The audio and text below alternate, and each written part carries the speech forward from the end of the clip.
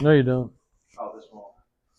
Just loosen up the sensor. All right, now push the little white guy. There you go. He's got to no. Don't put that back on because we're gonna have to push it again. Just leave the cover off. It's got a gimpy button. All right, so all four of the sensors are loose. So the the sensor shaft lock knob on the wheel clamp is tight because we have to turn the center shaft of the sensor, but the sensor lock knob is loose so that when we spin the wheels, the sensor doesn't go for a ride upside down. All right, so Mike there is feeling pretty good and he's trying. Um, the problem is it doesn't know that you're trying to compensate it, right? So Mike is trying to compensate. So that's the other thing about a camera system. The camera system, once it sees all four corners, the camera system automatically jumps into the alignment so that when you want to comp something, you can actually comp it without looking up a car, and then you can ding the VIN later. I thought you were going to sit on his lap for a second. What the heck are we doing? All right. It's a good thing I'm being recorded right now. All right. Right, yeah. So another thing with ProAlign, there's no code link, no ADAS link, there's no FIA, there's no anything, right? Because it's a plain Jane thing. So we're gonna have to hit begin alignment, and we can do T for Toyota, and then we can do C for Corolla, and then it's a 2008. Japanese, I gotta get back to the domestic. All right, what's going on? You're right. Those are in the wrong two holes. Oh, they are, aren't they? Hmm? Well, that's okay. He's got his on the inside, so technically, yeah. Yeah, they were in separate. Yeah. So this has an international database in it because this was used for international things. Oh, okay. So wait, go back again one more time. Go RR. Just hit RR. All right, start again. Just grab the barcode scanner. So go all the way back up.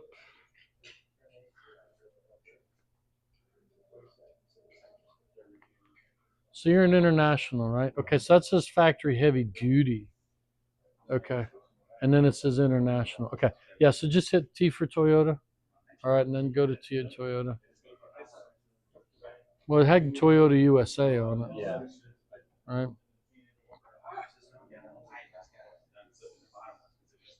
There you go. Now you're in a, I think it's a Corolla. Yeah. Is it a Camry? Camry 08? It's a 4-cylinder 16. Okay, so gentlemen, the first thing we have here is my, I don't know, pick your favorite siblings' best crayon drawings of an illustration. We don't give you digital pictures of anything. We actually give you, it's almost like hand-drawn digital art. It's in Microsoft Paint, and little Clippy was there trying to help you out. Right, trying to get Clippy. So it's trying to tell you what to do for toe and all that. He's going to hit OK. Right? And now it jumped right into specifications. Now, personally, I like that it jumps into specifications because I need to know where I'm adjusting it to. So I just like to see the specs. The next button, if you notice also, K4 is not highlighted in green.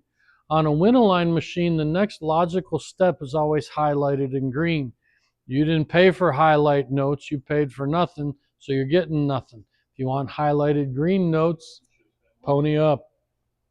So he's going to hit measurement and adjustments. So this on this system here, this is a very good, very basic system, but you have to know exactly what you're doing in an alignment. It is a 4-wheel self-guided alignment. It doesn't offer any sort of help, and you have to know exactly what you're doing at all times. All right.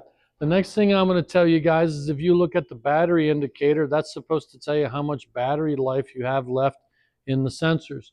So the two front ones are at about 50%. That one rear one's at 50%, and the other rear one's around 100. So these things should last a little bit. They're not going to last crazy long time, but they'll last for a little bit. and we'll have to throw them in the toaster. I actually had 4 spares, but we sacrificed a spare yesterday to make the HD tire changer work. So I got to order another spare. All right, so what Mike is going to do, yeah, we can go ahead and get rid of the, by the way, this is the first time we're actually doing an alignment correctly. Every time you do an alignment, you are supposed to check the tire pressure in the tires, because if I only have 10 pounds of air in the left front and 40 pounds of air in the right front, my camber is going to be off and the thing's going to pull to the left no matter what I do. Okay, so I don't know how he's going to do this, but we're going to try this out. Okay, you notice I got the little arrowy things, and the arrow things they're trying to tell me I need to compensate. Okay, the red light here is the key. Okay, so what we're going to do, I have one red light and I have a bubble level. I'm going to make sure this is tight. I have a bubble level. I don't care where the bubble level is for the next 2 seconds. I'm going to lock the sensor down. Oh, no, he's fine. He was great. The bubble level is a little high in the front. I'm going to take the tire and I'm going to play, what is that, pit, pat, patty whack, tip, tap, patty whack, give the dog a bone. That one. I'm just going to tap the tire, tappy, tappy, tippy, tappy, until my bubble level is level. Okay. If I try to move the sensor and I try to lock this down while holding the sensor, you're never going to be there. Okay. I'm going to push the white button in the middle one time. The middle light turned off and either light on the side turned on, because it doesn't matter if I turn it clockwise or anti-clockwise. I just have to keep going in the same circle. I can't go half this way and half that way. I have to do a complete revolution in whichever way I go. Okay, so I'm just going to choose this way because I'm going to use my left hand. I'm going to go from 12 o'clock to 8 o'clock, because if I'm doing 3-point compensation, it's every 4 hours on the clock. For those of you who don't know what an analog clock is, go back to school, ask your teacher to fail you, because you only read digital. When the middle light lights back up, that tells me I am in the correct range for the sensor to take a reading. I'm going to lock the lock knob down. I'm going to tippy-tappy the tire, because I'm keeping the relationship of the sensor to the wheel clamp the same. It's not turning independently, they're turning together. After I tip-tap patty-whack, I'm going to hit the button one more time. The middle light goes off again. The outer 2 buttons are now blinking twice as fast to let me know that I've completed step 2 and I have to go to step 3. So now I'm going to turn it, I'm going to loosen it up. I'm going to turn it to 4 o'clock. Turn it to 4 o'clock. Wait for the middle light to light back up to let me know that I am in the correct position to take another reading. Okay. Get the bubble level. It's like a field goal. As long as the bubble level's in the middle-ish. Okay. I'm going to hit the button a 3rd time, and all 3 buttons are going to light up solid. And the buttons lighting up solid means congratulations, you have correctly compensated the wheel clamp. Now again, I loosen up the sensor and I start the wheel clamp back up at 6 o'clock so that it looks like I know what I'm doing. You guys should have taken the little hook here and at least hook the hook into the wheel, so in case the sensor decides to fall off the wheel, it doesn't hit the ground. We used to have them to where they would go onto the valve stem, but the valve stems were usually old and the sensor would fall and it would break the valve stem out, so you had half the valve stem in, the other half is on the floor with the sensor. So now you have a broken sensor and a flat tire and a piece of rubber inside the tire. You have to get out of the tire, so you have to mark the tire, break the top bead, get it out, put in a new valve stem, put it back on the car, call me, charge a lot of money, and then you can do the alignment. So at least we eliminated half of that. So the other thing I'm going to do is, I believe, if I hit this twice. Okay. I have restarted this compensation. Okay, so someone needs to compensate this sensor. Someone needs to recompensate all the other sensors. Okay? So get on in there, throw some elbows, get in the mosh pit, go to town.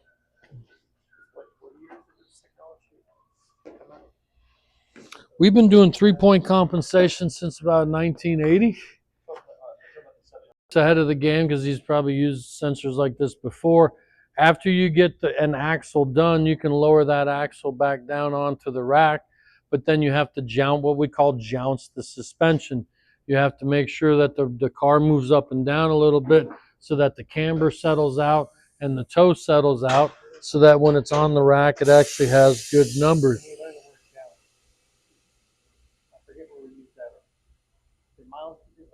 Oh yeah, you jounce the vehicle all the time. We used that term also after we left class. Yeah, we use it for all kinds of stuff. We're gonna jounce later. Yeah, it's not basketball. It's jump. As long as Colin doesn't jounce me in my sleep, I'll be all right. Where were you gonna unlock it? What gourmet cuisine you eating tonight? This guy goes out to a 5-course meal every night. Okay, no, I don't. But here's the deal. So this is a once in a lifetime. I got a kid and a kid on the way, right? And you're $30 for dinner. I'm gonna put 10 or 20 with it. I'm gonna enjoy my life for 4 weeks. If I spend $800 more than you on food for the month, totally worth it. Yeah, because you're going out to eat, sticks in the. Yeah. I was gonna say, if he eats more than $800 worth of food than you, I don't know where you're stuffing it. This guy can eat food. I'm gonna go to Millwoods and sit in front of the TV and watch it. He can put some food away. Qualifying for the Daytona 500. There you go. I don't know how you do it. But it's the savings versus eating I'm not worried about savings. All the brake pedal depressor. So yep, there you go.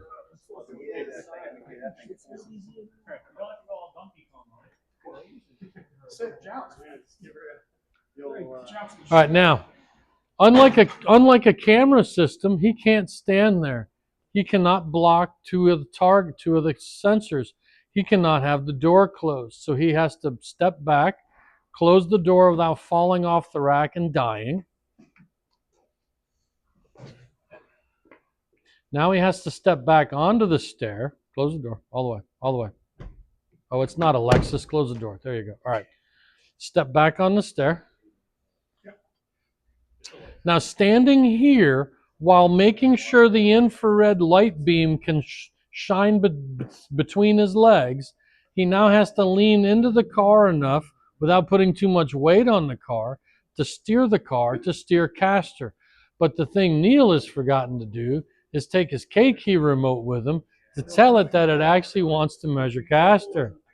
That's not going to, it's probably on 51 because channel 52 has too much. So either that or it's on like channel 7. Okay. Now it says, hey, make sure you're steered ahead. We're steered ahead. Now Neil's going to turn to the left. All right. Now, did it say to put the steering thing on? Did it say to lock and level the sensors or did it not? We didn't even read the last screen, did we? We should probably read the last screen. Neil's going to have to open the car back up to put the key in because he can't steer caster because he just tried and he broke 3 of his fingers because the steering wheel came to an abrupt stop while he was trying to turn the wheel very quickly.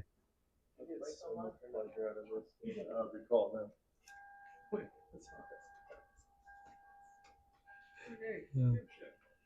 All right, so we're going to do measure caster again. Oh, yes, thank you. No, it's fine. That's good. You're good. Oh, no, there you go. There you go.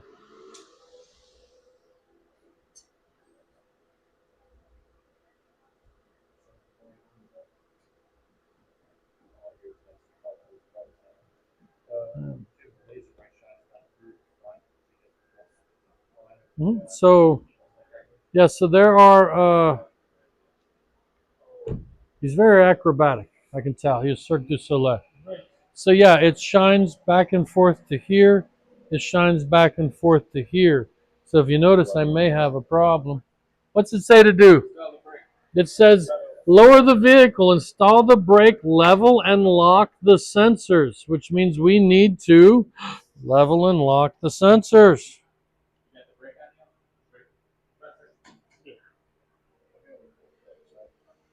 Why is the fan on?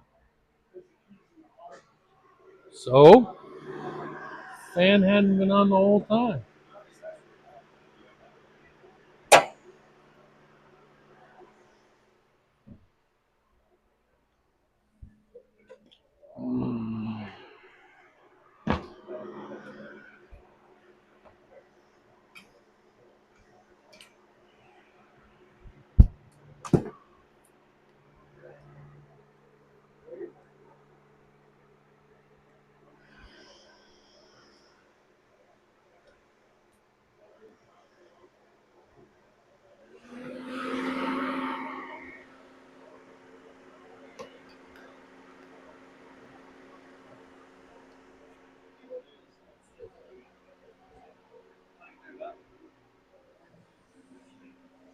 Okay, now Neil's going to turn to the left.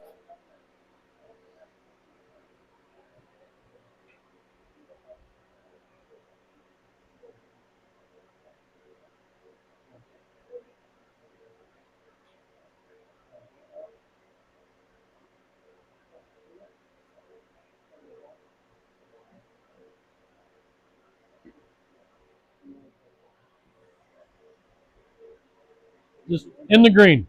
It's like a field goal. So turn to the right. I'm sorry? Is wind chill possible Yep. with these sensors?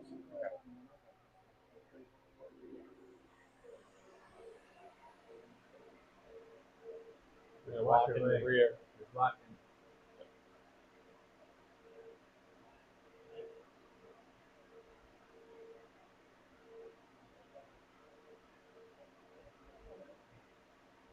You got to stand more like this. There you go. There you go. There you go. Yeah. All right, turn the wheel.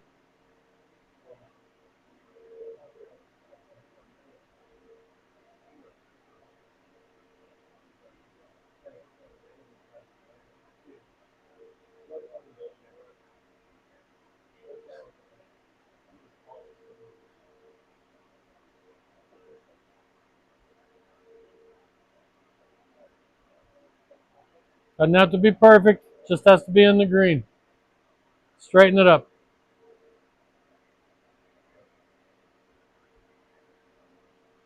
All right, in the green, in the green. All right, now, without dying, turn the ignition off for me. I don't care how you turn it off, just turn it off.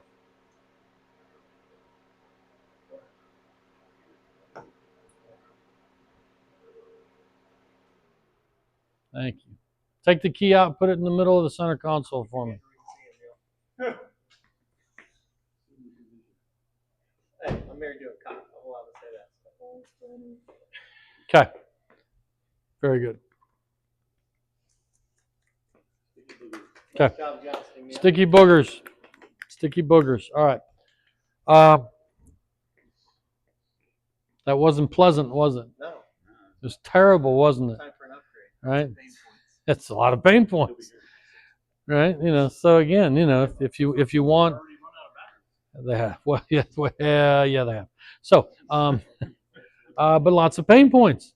But if this is what you want to buy, like a $11,000 machine, this is what you get when you buy an $11,000 machine. Now, a lot of people back in the day, myself included, we wouldn't turn it by the steering wheel. We would come over here and we would grab the inside of the tire and the outside of the tire, and we'd steer the caster and we'd steer the caster and we'd straighten it up.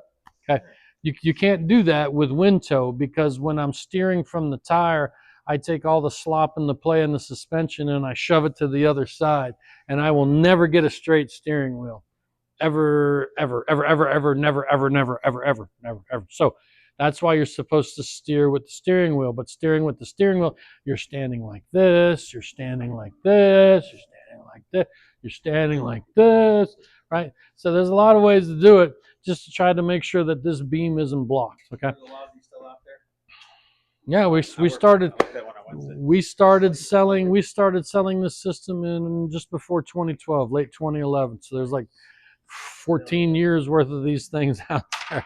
And the last order is now going in about March 1st, which means somebody, hopefully not in your area. Well, that's why the rubber thing is on there for your pleasure. What's the advantage? Yes. It's just price. It's price. It's simply because we're going up against somebody. Are you terribly busy? Yeah. No? No? Can you take this and see if you can get in the mezzanine?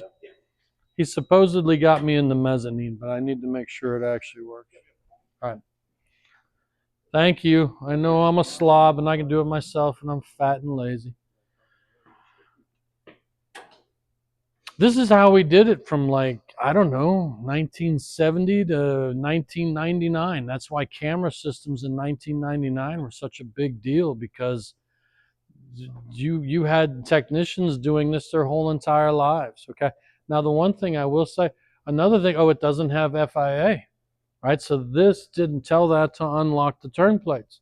Thankfully, Mike was on the ball, and I guess Mike didn't have second desserts or something.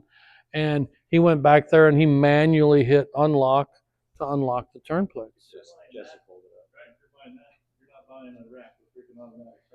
Probably not. It'll have the old pins in it, but here at Hunter Engineering, we're not allowed to show anything but top shelf stuff. It's like, Probably doing it on the ground. so, That rack is probably rusted out by that. so the other thing that we actually installed on here is most racks, the wheel stops right here, right? On most surface mounted racks. Like if you go into a surface mounted rack in Power Bay, the wheel stop is just bolted to the front of that. Well, that poses me a problem because I can't swing caster because it's going to hit this. So this extension plate here is actually specifically designed if you have conventional sensors. Oh, that's so happy. We got to get the TCX70 down. I don't know, late this week, early next week. So the reason because then it still stops the car from rolling off the front, but it allows the sensor here enough to turn so that we can actually do a caster sweep.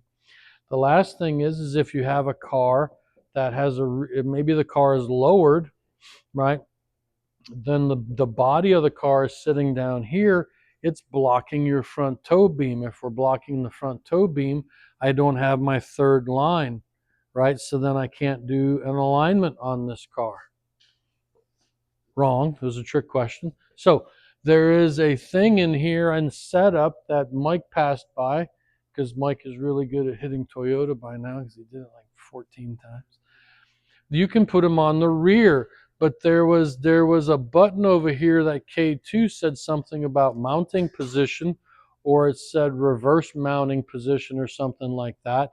And you would take the whole entire sensor set and you would flip it and you would put the tow arms in the rear, because even most cars that are lowered, they still have a fairly steep angle on the rear valence or rear fascia, so that we can still see underneath it. Okay. Sometimes what people do is if the sensors allow you, they'll compensate the sensors, but then when they steer caster, they'll loosen up the center pieces and push them all the way down, so that way these can see underneath the car. What's bad about that? Change the circle. Into Well, now it's mobile. an ellipse, right? So now I'm not spinning in a circle. So what is my caster reading? Invalid. It gives me a caster reading, but the caster's not correct because it's not spinning on an axis. It's spinning on an axis. So now all of a sudden, I don't have the right the right caster reading. I mean, When you're doing a compensation, if you're aware of that being a stumbling block, can you start off center and compensate in that eccentric? no, you would have to mount these on the rear and mount the rears on the front. It says something in here about changing position or something like that. Someone asked me about Wintow. There's Wintow. Okay. Additional measurements, adjust to zero, edit custom control compensation. I can change it from 3-point to 2-point. But see, since I've already gotten past it, I can't go back to reverse sensor installation, okay? Since I'm being recorded and I have to get through this before my front sensors die, we need to go to sensor diagnostics, and I'm going to talk a lot and you guys aren't going to understand any of it. So let's go. We don't even have help. The system doesn't even say help. It just jumps you right over to sensor diagnostics because, well, there is no help. So we're going to go to sensor diagnostics. Again, I have a floor plan, okay? It's important to know what floor plan you're in, okay? This is my calibrated, when I calibrate stuff on my cal bar. I don't want this, okay? So I'm going to change the angle type. This is compensated. This means this is what this car is looking like after I compensate the sensor. Both sets of those numbers are like adjusted. So where I want to go for all my gun people, I want to go into son of a motherless K1, K2, K3. Oh, I'm hitting the OK button. Wow. Okay. I want to show bore sight. Every gun nut in the world knows what bore sight is, including me, and I'm not really a gun nut, but I know what it means. Bore sight is going to give you the actual true raw numbers of what the system is looking at without it being cloaked or padded or compensated or calibrated. So these are my actual raw numbers, okay? Again, I have to have all green numbers. If I have a yellow number or a red number or a missing number, I can't do an alignment, okay? So make sure you share this with Neil. Unlike a camera system where I didn't care what the numbers were, I care immensely what these numbers are because all of these numbers mean something now, okay? We're going to start out at the top, and the top is cross toe or transverse toe, right? You have a transverse engine, you have a transverse transmission. So I have cross toe. So this is toe reading this way, this is toe reading this way. Up here, I have camber, and then I have caster, and then I have toe reading backwards. So longitudinal, long toe going backward, long toe shooting forward, caster, and camber. So the good news is when you take these three and you flip them, it still stays camber, caster, toe, camber, caster, toe. So it's camber, caster, toe. Okay, so that they're inverse, which is nice. If I had more, if I had four sensors that had long toe arms on them, is it not inverted? No, it is. So you were top gun reference. Yeah. Negative 4G dive at about 2 meters. Communicating? I was communicating. Bird. I know. So this is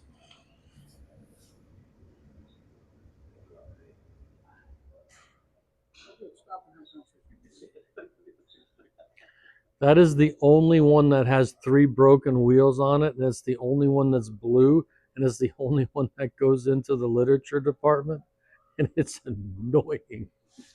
All right. These are DSP700's series.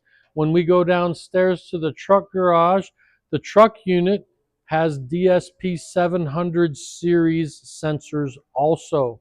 Okay, these are DSP706 sensors. If I had long toe arms in the back, they would be DSP708 sensors, and I would have an extra number right here because I would have cross toe in the back. Okay, that is turning yellow because my battery's dying and it doesn't have enough oomph to give me the right number. Okay, it's going to die here in a second. We'll see what we can do. So I can have cross toe in the front, I can have cross toe in the back. Since I don't have long toe arms in the back, I don't have that number. Okay, so how did we come up with 706s and 708s? Well, there's a tow board here, there's a tow board here, and there's a tow board here. So if I have 3 tow boards on this side, times 2 is 6 tow boards, 706. If I had an extra long thing back here, I would have a 4th tow board. Then I would have 8 tow boards, which would be 708 sensors. Again, sometimes, I am sure that is done by complete accident, and if the dude who named it knew what he was doing, he wouldn't have named it something so simple. All right. Now I have 2 trash cans. He should be turning. Yeah, he's turning. All right. On truck sensors, only because we're talking and we're recording and we're talking about DSP700 series. Truck sensors, you can either have DSP740T for truck or DSP760T for truck. 740 means you have a 4 sensor set of 700 truck series, and a 760 means you have a 6 sensor set of sensors for trucks. Okay, those of you who live on the bougie side of town who don't think you're ever going to see truck sensors, again, to be heavy duty rated, your Dodge and your Ford stores have to have a TCX 635, a heavy duty, either a heavy duty elite balancer or a heavy duty balancer with the version before the HDE, but it has to be a heavy duty balancer. You have to have a 30,000 pound rack minimum, which means they could have a rotary 30,000 pound or the Hunter 35,000 pound. And you have to have a set of 4 sensors, DSP740T sensors, because those are the sensors that you have to do 5,500, 6,500, you know, all the really big, not quite class 8 trucks, but I don't know what they are, in between 4-wheelers and medium. I don't know what medium duty the class is. Okay, so, right. So, yeah, thanks. I bumped it. I bumped it. No, you're right. That's because he moved this one. All right, so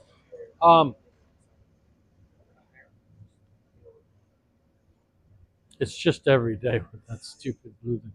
So even if you have the bougie side of town where you have McLaren and all that, I guarantee you're gonna have a Dodge dealer somewhere that wants to be heavy duty rated, and you're still gonna be stuck with at least, which is worse for you because then you only have one set of these sensors rather than 40. Okay. Tow boards. Tow boards are made up of 2 different components. I have emitters. He's listening and he's learning. He actually just enrolled them all in PCs and alignment week. So he was actually doing LMS stuff. Now all we have to do is get him a degree. He's in.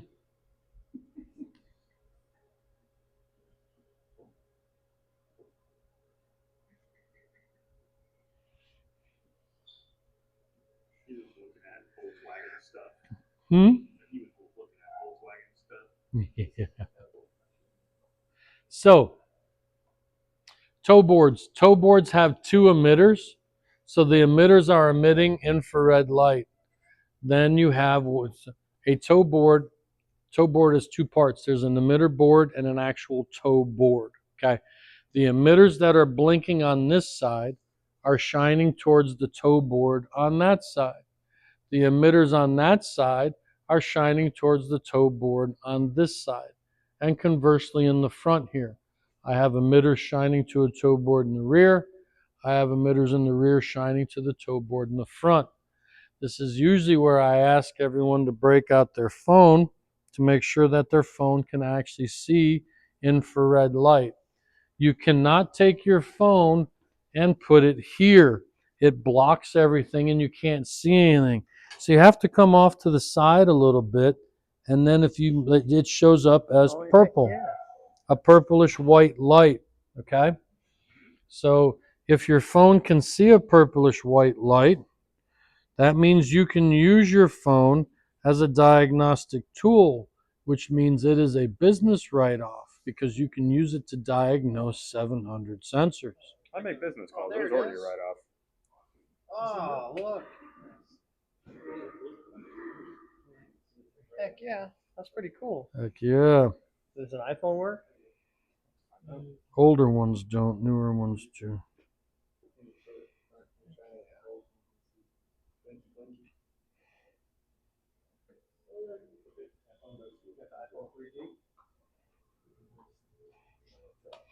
I had a guy come through with an iPhone 7 still, and it wouldn't read. Oh, It was a really old Black and iPhone. white, right? Two of them. Two of them.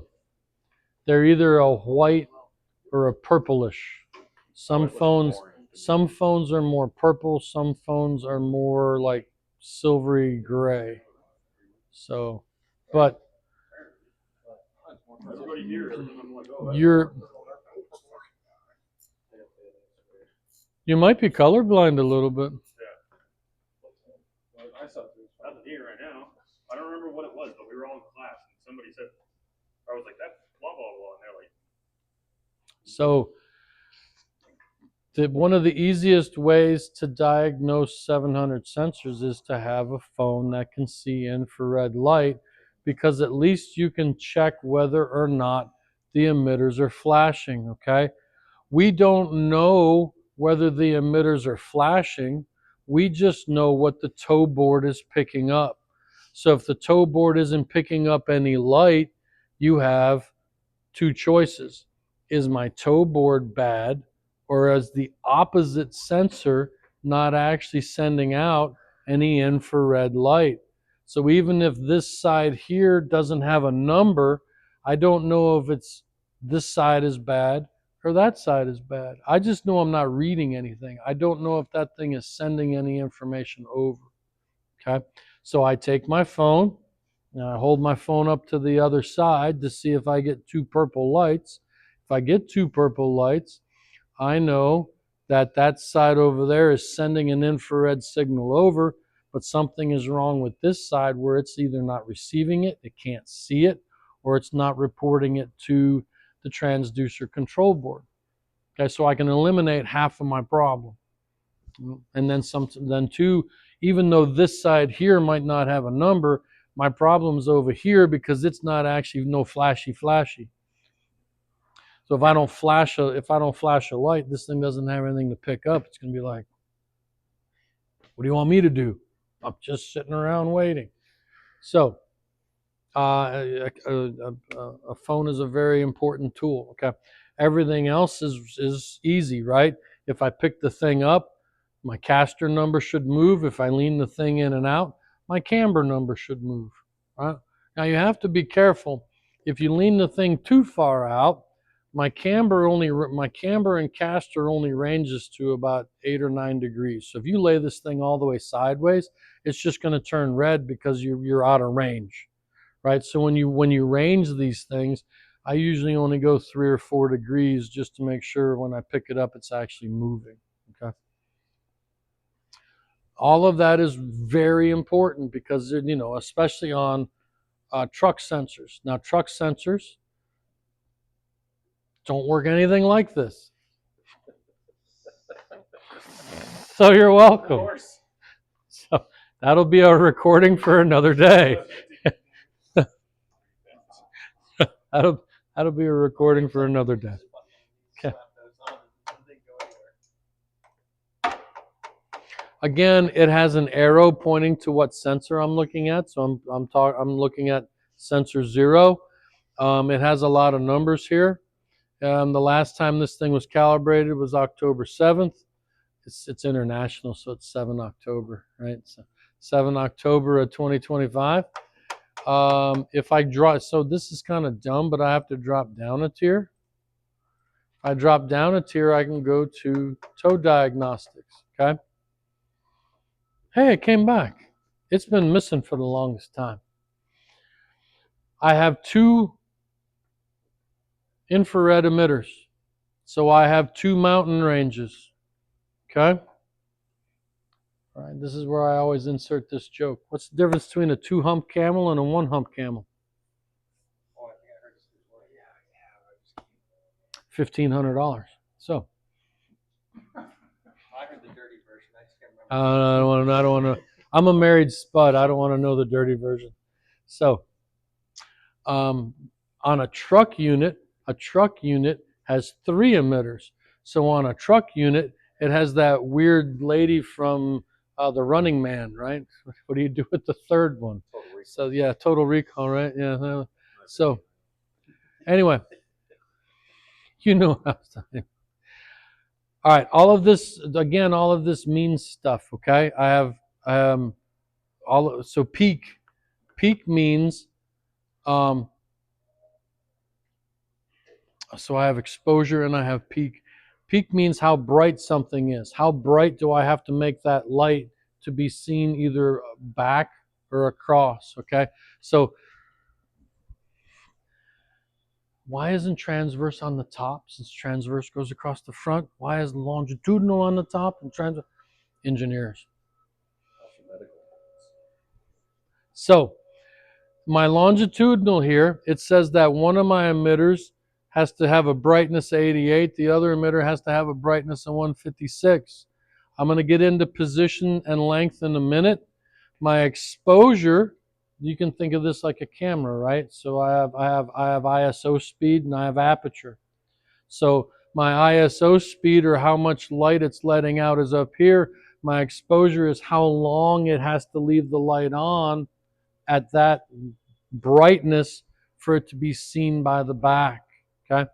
If this gets up too high, it gets to a certain number and it just starts over again because it's like it's getting brighter, and it's like, well, maybe I'm too bright, so I'm going to go all the way dim, and then from all the way dim, it's going to go brighter, and as it's going brighter, it's going to say, okay, I'm open a little longer, I'm open even longer, and I'm opening, so I'm getting an opening longer and I'm getting brighter, and I'm trying to make these two things see each other, okay? All right, and if you notice, it's trying already because he's sitting in the middle of it. I actually need you to stay there because it takes a while for this to do that because these sensors in this computer are low. Yeah, it went up to 1600 and it went back, okay? For those of you guys in the car world, AC actuators usually go from like 0 to 255, right? And if the blend door gets past 255, the blend door stops working because it's out of range. And then you have to take the gear and move the gear 2 teeth so it stops at like 240 instead of 255, and it works again. So, I used to do it under warranty. H2's had a problem with that up in the corner of the dash. And if you took it and you moved it 2 gears, it moved it back in and worked great. Otherwise, the recirc on an H2 would never, ever come on. Oh, yeah. Oh, nice. Yeah. Nice. Nice.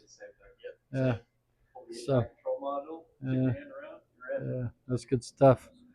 So if you notice, it's trying, and then it's just not working, okay? All right.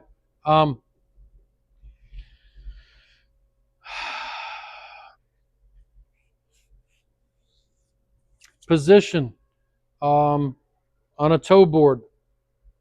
A tow board is 1 pixel high, and it's either 2048 pixels wide or 3096 pixels wide, because 1024 then multiplies and stuff like that. So what it's telling me is it's telling me that the first LED light out of 2048 pixels, if you want to think about Lego blocks, right? A single Lego block with like all the little Lego things sticking out, where the Lego block is this way and you have all the little bumps on the Lego block. It's hitting block number 1000 on the first LED, and it's hitting block 1047 on the second LED.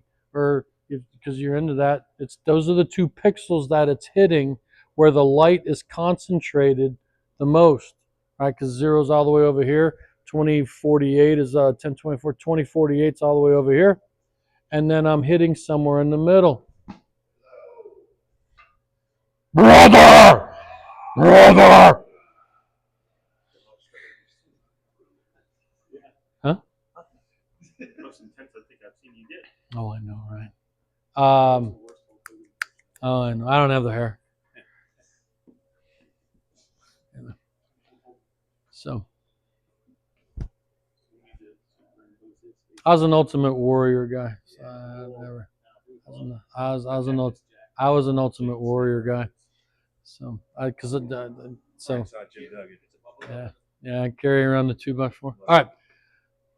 So this is where my 2 lights are hitting. Okay.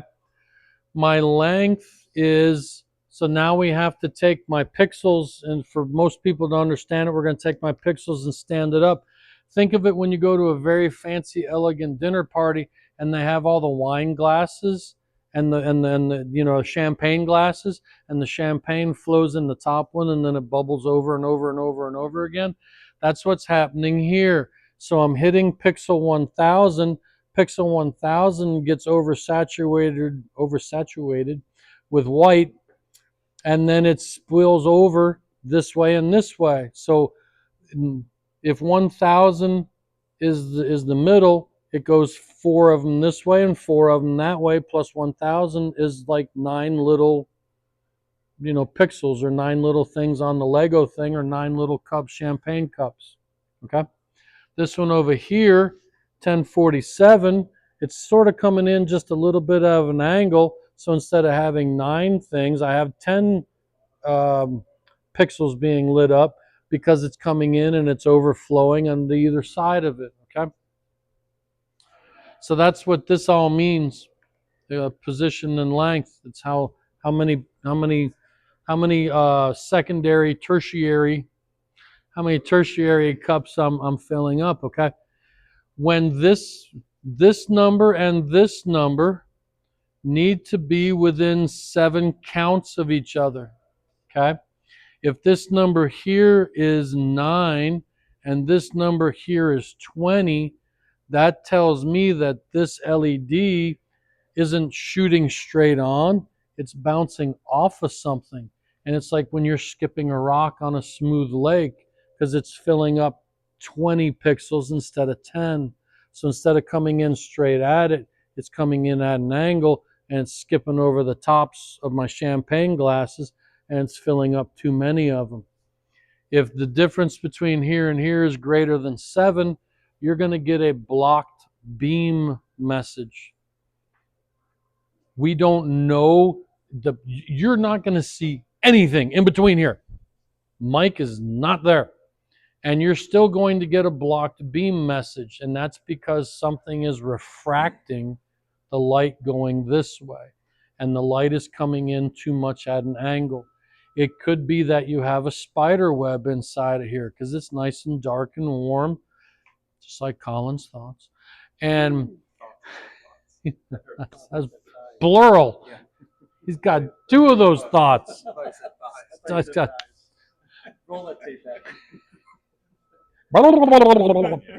Anyway, spiders love to live in here. The cool thing about a spider web is the spider web can actually reflect or split light.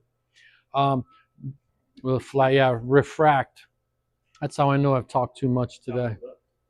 So I'd rather be Scrooge. He had more money. That man, right? Do not look at that man. He's an engineer. He doesn't want to be noticed. I looked right at him. I said that. Oh, as soon as you said it. Oh, that gentleman's name is Jeff, and he's amazing. I go into his office all the time, and I bother him all the time. So, you could be that you have, especially in Texas, you could have a chrome side step. You could have a chrome gas tank, like on an 18-wheeler. You have the chrome gas tanks. Or even on F-250s, you have a lot of chrome down the side of it. You may have to actually put a fender cover over whatever is shiny, right? Yes, they are. Hey, So you're going to have to stop the light from bouncing and reflecting or refracting into the toe board. Okay. Most of the time, most of the time you're going to look at it and you go, I have no idea what is stopping this sensor from seeing the other sensor. The other thing that happens, even though it's infrared light, the infrared light hits these two emitters, or excuse me, hits these two pixels all the time. What happens to the pixels? They burn out, right? So then you're going to have, it can't see the pixels, but sometimes you can take the steering wheel and just nudge it or just bump it, and it moves over to here, and it goes, hey, we're good. And then you move it back, and you're like, rrr. And then you move it the other way, like, and you move it back, rrr. So because it's just like the old TVs, right? They get that burn in, so where you turn it off and you can still see what was on the TV. So there's a lot going on here. A lot going on here. Okay. Like a bent wheel, we should still take the run out of that bent wheel. Unless it's it's got to be a really bad bent wheel. Like the person had to be going like this on the way over to get it aligned. I just hit I hit a pothole. I don't know what happened, right? There's a railroad track and the inside of the lips all done up and stuff like that. So this is the only diagnostics you get. Right, at least on toe, right? Camber and caster, again, it's either it's there, it's not, and if it's not, it's probably a caster cell or a camber cell, and you're just going to be loading up the parts can. It's going to need wires and batteries and all sorts of covers. Yes, we'll actually fix what was wrong with it next week. This week, we're just going to throw parts at it until we run out in the van. So, yeah. Yeah, would you like me to come back fix that next week? Yeah. I don't know what's wrong with that tire. So that's what's going on over here. All right. That is a lot to say. Thankfully, you guys don't have to write that down because Steven is videoing that. People who have come before you have had to write all that down on a notepad and sheet of paper and try to figure all that out later. Okay. Yeah. Oh, it's locked in there. Yeah. It's coming from the man who watches heated songs. Thank you. I do try. All right. The other thing that we have is, see, like this. Oh, because this long toe's out. If you notice my cross toe here, it's telling me in inches, right? 97 inches or 111 inches. Shouldn't really be 4 inches off. Should be a little bit closer than that. My long toe, because he's blocking one of it, it's at 89. The other long toe's at 159, right? So he's only blocking one of the beams of light. Right? And then I can go over to here. I can go over to here. Okay. If you notice on the rears, I don't have any cross toe because, again, I don't have any long. So all I have is long toe. And if you notice, they're matching up pretty good. They were matching pretty decent. It was 85 and 88. It was 87 and 83. It's pretty. They should be pretty close. You can see, although he's back into it because it keeps going up. Okay. The other thing we can talk about is I got to go back into it. Show next sensor. So diagnose. Oh, I can't do it on this one. Wow, I can't even do it on this one. Okay. Cordless channel. I don't want cordless channel. I don't want that. Okay, exit. Okay. Unfortunately, that is all the diagnostics you get. And it is up to you to prevent forest fires. So, unless you're Smokey's brother, Gunny, right? Then it's up to you to prevent. Gunny the bear prevents communism. Smokey the bear prevents forest fires. So, you guys never heard of Gunny? It's Smokey's brother. You've heard of Gunny. Thank you. All right. True American patriot right there. He's heard of Gunny. It's a thing. It's an honest thing. Only he's got a gun, and only you can prevent communism. It's fantastic. It was. Okay. Yeah. No. It's Yeah, Huh, okay, I never heard that. that's good. He hadn't had a comic book for a while. You did. Coloring books when you went to eat with your parents, they gave you the crayons, you were coloring in Gunny. Okay. So you have to remember what sensor you're on. You have to remember what you're looking at. You have to remember what number is out. Okay. And then you have to remember to look for toe. Right. So it's a lot harder on sensors. You actually have to like do some work. You can't just like show up and bill people. You gotta think for a Oh, minute. you got a dirty camera. You got a dirty sensor. Let me whip that up. Yeah. All right. These things stayed on for a long time, even though they're in the yellow. Oh, the other thing you can do, you can actually see that. Can you replace the battery in the thing? Yes, you can. So it says my battery is down to 13%. Okay. You see more of these in heavy duty shops. Yeah, you'll see more in heavy duty shops.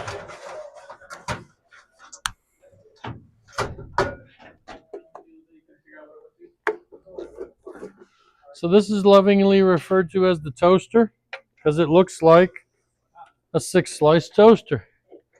All right, so we can refer to it as the toaster. My toast got stuck in this morning, regular toast. Yeah, and the lady tried to blame me on the way out. Did you hear the story about the toaster on the spot? No, well, Oh, no, he was gone. He was gone. Oh, you were going for that. Oh. Oh, it's great. You got 10 minutes? so yeah, when you guys are doing that, if you notice, they're solid red, but they blink green every once in a while. That's because they are nickel metal hydride, and we try not to overcharge them. So this is a nice, slow, cool to warm trickle charge. The red lights stay red until the battery gets to about 80% of battery. Then the red lights will turn green, but about once every other second, it'll blink red for a second because we're interrupting the charge because we don't want to just keep charging the daylights out of everything. So we're doing that to keep the batteries from boiling and all that other good stuff, okay? So someone asked if the 500 sensors, or the sensors, the predecessor to these, were the first hot swappable sensors. If you had DSP700 sensors and the battery went bad, there wasn't an EEPROM that's temporarily stored the measurements on this sensor. Now the EEPROM in here will only keep that for about 5 or 10 seconds. So if the thing goes out, you got well, maybe 15 seconds. But all you have to do is you have to have a new battery. I always write the date on the batteries because if you're going to replace batteries, a battery's going to go bad. Which battery is the bad battery? The one you just replaced 2 weeks ago, right? So I always write down the date and the year when I put it in there. That way when the guy says, hey, that's your new battery died, right? And I mean, it's like it says 7 of 2014 on it or something like that. Then I know it's not the battery I put in. Yeah, the one you just put in. Yeah. All right, if you notice it's still on, that's because the battery's still plugged in. If you tilt it this way, there's a little pulley tab. So I can pull the pulley tab out. The correct way to put the battery in, because we're vain, the hunter sticker always points towards the ceiling so you can read it. You never put the hunter sticker in towards the floor because it won't fit.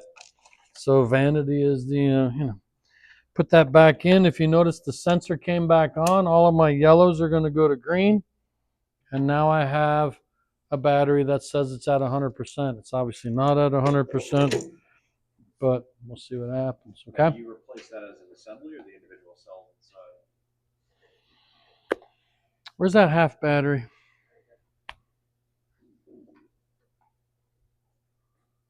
I'm so glad we kept that half battery. So, Well, 6 technically. so We robbed 4 of them. we robbed for them. It has a battery charging. I'm going to actually move this so you guys can see this.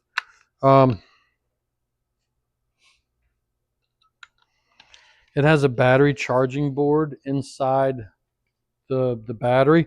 It has a thermistor that sits between the two batteries here, and it's checking the actual temperature of the battery so that if the batteries get too hot, we stop charging the battery. So I like to replace these as an assembly, right?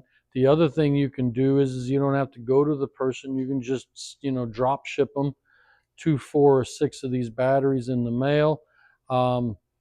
Again, 1.5 million years ago, they were about $100 a piece, which means they're probably $300 a piece now because there's taxes and tariffs. I literally don't know how much this battery is. Like I said, it used to be about $105. The board itself is about $55 because we buy this from the Tenergy company and then we mark it up 100% and sell it to you. If you buy this battery from us, this is like a $14 battery. Okay. Per battery, yeah. So, but you have to make sure they're nickel metal hydride, and you have to make sure that they're 2600 milliamp hours. It's kind of tough to find the 2600 milliamp hours. Nickel metal hydride is easy to find, but it's the capacity. So we have a very large capacity. It is, isn't it? 1.2. So it's like a double A. It's a 1.2 2600 milliamp hour nickel metal hydride. One more time. I mean, if you wanted to, I'm not saying, but you could theoretically just get 6 rechargeables for charging outside the battery case. If you wanted to, but then you're not selling anything. I get it. So Okay. he was not having a good time. The other thing is you have the 4 contact pins here, right? And then sometimes, a lot of times, what'll happen is one of these will, it leaks out the end, and then you get the fuzz all over this thing, and then fuzz is just everywhere. What I will say this much too, you have yellow and green here, and you have black and gray here. We actually do this in series. So this is so it's not a 6-volt battery. It's actually a 3.6-volt battery with double the capacity, right? So I have micro technology in here. It can run off at 3.6 volts or 3.5 volts, but I have twice the memory capacity or battery life because I'm running these in series. Okay, so no, it's 6. It's 3.6 volts, but I have like 5,200 milliamps of capacity because it's in parallel. I'm sorry. Okay, series would add it together. Series would add it together. Parallel gives me the same voltage, but I have the same voltage, but I have twice the amount of hours or time I can use it. Okay, all right. So Motion RC. Yeah. 12 or a 6-pack for $12 of the 2600 milliamp hour. where's that at? Oh, RC batteries. Yeah, the RC cars. You can make Okay. they use the 2600. So, but that's everyone always asks why we don't go to lithium. Well, lithium creates memory after a while, right? And supposedly nickel metal hydride works a lot longer before it creates the same memory. Where once you get to like 40%. I just think Nikon. Yeah, Nikon. Yeah, they're bad. So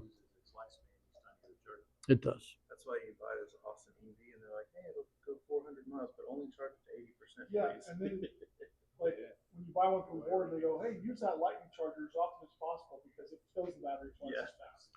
So they don't tell you that. But. So I always just send them. Again, if you're going to drive to the guy to charge him a trip charge and a half hour later to rebuild the battery, and he's like 30 minutes away, can you make money? Yes. You're going to make a lot of money? No. Right? So it's just like, I understand the idea of charging some behind it, but just drop ship them 4 batteries. It's actually probably pretty close too.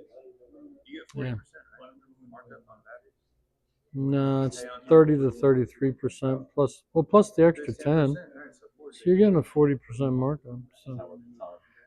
So but and that's hard for you guys in the beginning, Like you guys in the beginning are like, oh, I need a bolt or I need a fitting. Let me go to Home Depot and, fart around for 30 minutes inside of Home Depot.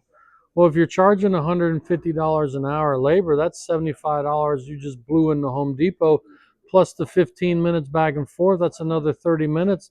That's another, that's another. You're costing yourself a lot of time. I understand you're trying to do convenience and you're trying to do a one-stop shop. And I'm not saying not to go to Home Depot, but just realize when you do that, it's going to cost you a lot of money. My brother was debating on whether to get 1 or 2 ADAS cow fixtures. And ADAS cow fixtures around like $1,200. And he's like, well, I'm just going to get one because there's another guy not too far from me that has the other one. I said, how far is he? He said he's 4 hours. I said, well, if you have to drive to him and back, that's 8 hours. That's $1,200. I said, even if he meets you halfway, that's still 2 hours. That's still 4 hours. That's still, so you do that twice, it's still $1,200. So for whatever reason, my brother had Ultimate ADAS before anyone else around him, right? And then the worst part is that everyone else around him started to get them. They just wanted to borrow my brother's cow bars, right? Because, hey, you got cow bars. And then the other thing is maybe that guy's actually using his cow bar that day. Maybe he has to fix a regular Hawkeye system and he needs to calibrate it, and then you can't even borrow it. I told him, I said, just buy the $1,200 cow tool, right? And now he has 2 of them, and he's been happy ever since because he wasn't realizing that driving 2 hours, that's $300. Well, I know, right?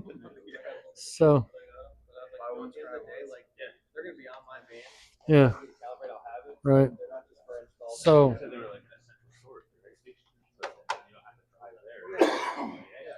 Well, they keep that trailer on the west side of him, which is like 50 minutes away. Oh, yeah. So it's like, they're on my truck, I have it. yeah, it's just, So, so anyway. the most common problem with the DSP700 is the fact that the emitters won't shoot back and forth, cobwebs, dirty, whatever it is, and then the batteries themselves and the battery circuit board.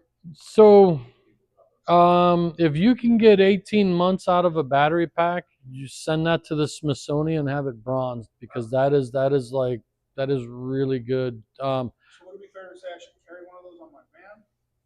Batteries? I have a battery pack. Like I have a bundle of these things.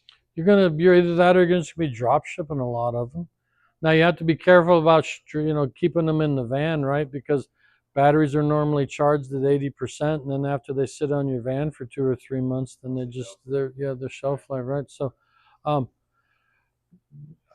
you know, would I carry 1 or 2? I'd probably carry 1 or 2 just in case a customer down situation. But the other thing that, you can sell the guy 1 battery, but he's got 3 other batteries that are the same age. So it's actually just better to sell them as a set, right? There are certain things I don't mind selling as a set, and batteries is one of them. Because if you have 1 battery going bad, he's going to call you in another 2 months, I have another battery going bad. And he's going to call you 3 months later, I have another battery. And it's going to be one of those things where every 2 months I'm sending you a battery. I just sell them a battery. Yeah, Even right. if you sell them the internal, you take it apart and replace them, right? I don't have that kind of time. Oh, okay. Maybe you do. I don't know. Does whoever you rode around with rebuilds batteries? I don't know. Okay. I just thought maybe. I'm pretty sure Mike does. He'll take the old batteries from the customer, and then at his house, he'll just swap. Okay, so he Put the takes them in batteries. like on a Yeah. core. Does he give them Uh, credit for the I core? believe he does. Those All are right. that customer's batteries and resells them to him after he swaps. Oh, them. really? Yeah. Okay. Wow, you have to like. The first job I went to, that's Wow. what we did. We went and dropped off batteries. Now I know that's what they were for. I Okay. had no idea. I'm like, that's all we're doing. Just drop the batteries off. And he's like, yeah, that's it. We're out of here. What does Okay, that charging cool. station cost? Oh, it's heavy duty, so it's like both of your legs. It's very expensive because we have to pay 2 salespeople. Does it charge them all at the same time, or does it do it? Yeah, it'll do 6. Yeah.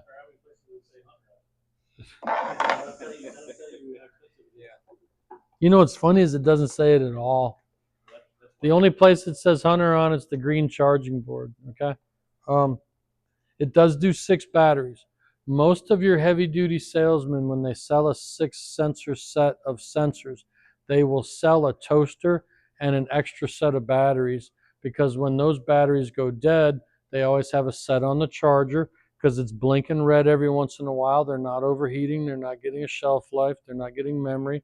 And then, so then it's super important to mark your batteries, right? Because now he's got 2 sets. And you have no idea which ones he's replacing at that point, right? So that's why I always tried to mark if I was going to deliver them in person, or if I was replacing it as part of a sensor issue, I would always write the date on them, because I'm not going to remember when I sold him batteries. He's definitely not going to remember.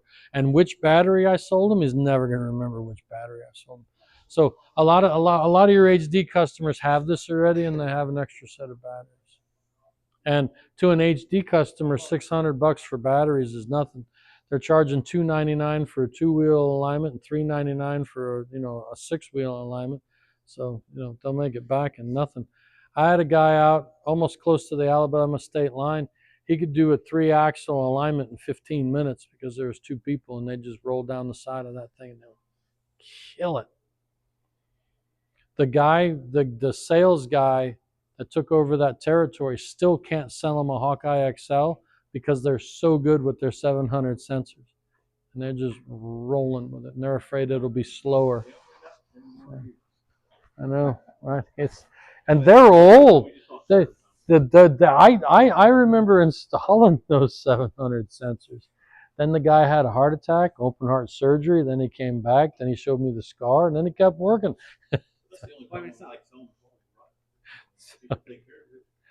Yeah, they used to take care of it. Yeah. So, yeah.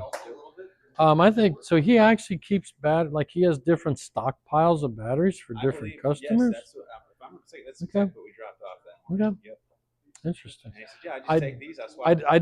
I didn't know if like it didn't matter whose core it was, like because he just kept cores coming in and out, right? Yeah. But that way, if he drops the nut or he's sitting at the kitchen table, he's got those screws and nuts all over the table. He's throwing batteries in them. That's not a bad idea if you can rebuild it. Yeah. So, but that's 700s in a nutshell. Okay, so again, so yesterday and today was 2 very busy days. I cannot encourage you enough to come in early. Well, does that sales guy come in at 7 or 8? There's one sales guy here. He's a heavy-duty sales guy. Okay. Maybe he's local. There is a box truck on there. That's mine. Oh, okay, never mind. I just got it yesterday. Nice. Yeah. I just got it yesterday. Still smells new. It's only got like 800 miles on it. It's a F550. It's a beast. Has the big axle in the back, 14,000-pound axle in the back. It's a beast. Yeah, I'm sure you can. So, was that like a Dana 80 at that point? It's a 550. Dana 80, yeah. It's a big one. It's a big one. 20-foot box, 18-foot box, 20-foot box, 18-foot box. It's a big box. I'm sorry? I have no idea. So, what time is it? 320. 3:20. Great. We need to do that in the next hour and 10 minutes. The best thing I can tell you to do is open up the box that's in the hallway so that you can understand